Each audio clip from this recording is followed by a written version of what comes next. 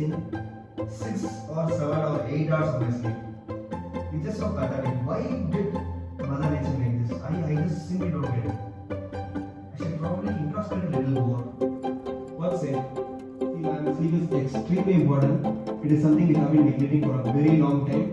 It is high time we stop neglecting its importance. You should just simply watch this video. That's the best thing you can do now. Just shut up and watch this video, alright? That's in fact a good idea because I genuinely feel sleepy now. So watching the video will be a great idea. Sleep is that one thing we have been ignoring for so long. We assume that sleep is a waste of time, and I'm equally guilty of it. And also, it is funny how people wear the lack of sleep as a badge of honor. Like, people are like, I slept only for 4 hours, man. I had so much to do. I was watching this Netflix series and all this crap. It's high time we understand the true value of sleep, how important sleep is, and understand the various sleep hygiene habits we should have. Sleep is so important that CDC has actually declared that sleep disorders are a health epidemic.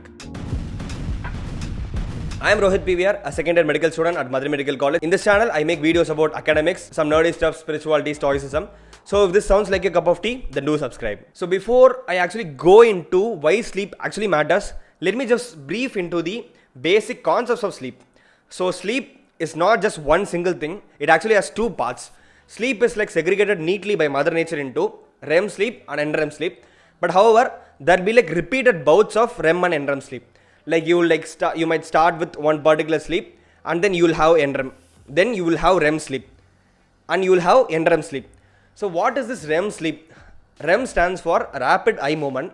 So this is basically named after the fact that while you are having this particular phase of sleep, your eyes will just move randomly like anything. So it will look as if you are like haunted. So in this, it is scientifically found that this is the phase of the sleep where we actually dream. And then when it comes to NREM sleep, it's pretty straightforward. Non-rapid eye movement. That's the abbreviation. So this phase is apparently the most important. In this phase, there will be secretion of growth hormone and also recollection of memory, organization of memory, and everything that is extremely important. Like transferring of short-term memory to long-term memory occurs in this phase of sleep. The functions of REM sleep are not really known, but however, REM sleep also is found to like impact the slow waves that are generated during the NREM sleep. So like enough of the scientific talk. Let us like go into what happens if you don't sleep. There is this exact disease which is called as fatal familial insomnia. Like this name is also pretty straightforward. Fatal, death, familial, inherited. Like it is a disease that runs in families. Insomnia, inability to sleep. There is this death that occurs due to deprivation of sleep. Like, I don't know how to explain this more. For example, let's assume that there is this poison. They say that if you drink this poison, you will die. But then they also say that if you drink just a drop of this poison, you won't die. Will you drink a drop of this poison? Will you do it? No, right? You obviously won't do that. So that's the same case with sleep also. If you don't sleep at all, it's fatal. But if you like skip sleep a bit, like the way we all are doing, like sleep for just 5 hours or 6 hours, then it is simply analogous to the fact of drinking a small drop of poison. Like, does it even make any sense? And also it has been found that when people are sleep deprived, within like 48 hours to 72 hours, they end up developing symptoms of psychosis. For example, if you take these previously healthy people who are not found to have any psychotic disorders earlier, who are not found to have any sleep disturbances earlier, who had no inherited disorders earlier, if they are like forced to not sleep for 48 to 72 hours, and then if you take them to a doctor, the doctor will confirm that the patient has psychosis and will also give treatment, while the one true drug that you need to give to this person is simply sleep. And also, sleep deprivation is used as a torture technique. Now, it is high time that we realize that we have been torturing ourselves the whole time whenever we chose not to sleep. And also, apparently, this is the best torture technique because the effects of sleep deprivation is not seen on the external, but is rather seen in the internal alone. And actually, there are like a ton more side effects of not sleeping well. For example, sleep is supposed to help in immunity and also fight cancer cells.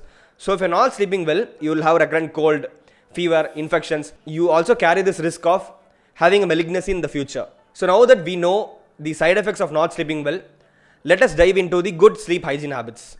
Like sleep hygiene, this phrase is something that we actually have not even heard of.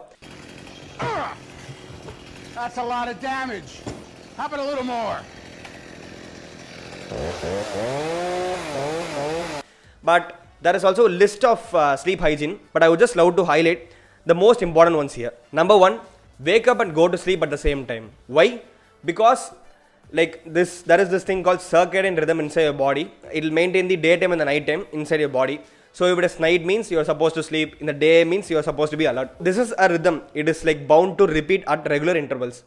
So if you're not sleeping at regular intervals, you're confusing this whole body system, and then it will start creating problems. That's it. For example, if you like go to sleep by 10:30 and wake up by 6:30 every single day, then their body will get adapted to it. So in case the next day you end up being awake until 11:30 p.m., then you have lost 1 hour of that sleep, but then your body was assuming that you are sleeping, but then you are not actually sleeping. So this will also cause some deleterious effects. Point number 2, don't keep an alarm. But in case you can't wake up the same time the very next day, you can keep an alarm, but however, the alarm should not be like very loud. It should not be like a rap beat, something like that. The alarm should be like calm and composing, like that kind of music. Point number 3, don't snooze. This abrupt random sound alone will lead to sympathetic overactivity, which leads to increased heart rate and an increased workload of the heart. So every time you snooze, you're constantly torturing your heart, and one day obviously something bad will happen.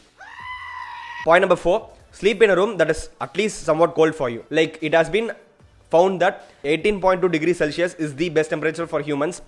How it may change for individual beings. You might wonder that this is like so damn cold, but this is actually scientifically found. Point number 5, don't drink caffeine before sleeping. Point number 6, don't check out phone before sleeping. Don't like let any blue lights come in front of you before sleeping. No alcohol. So these are the very basic sleep hygiene habits that one can follow. To be honest, there is a lot more that I can talk about sleep. There is this amazing book called Why We Sleep by Matthew Walker. I've been reading this book for quite some time, and most of the points in this video is also taken from this particular book. So make sure you read this book. This book is really amazing. I would definitely recommend this. And in this video, I have talked about my routine, and I feel like it might add some value to your life. So make sure you check it out. And as always, thank you for watching. See you soon.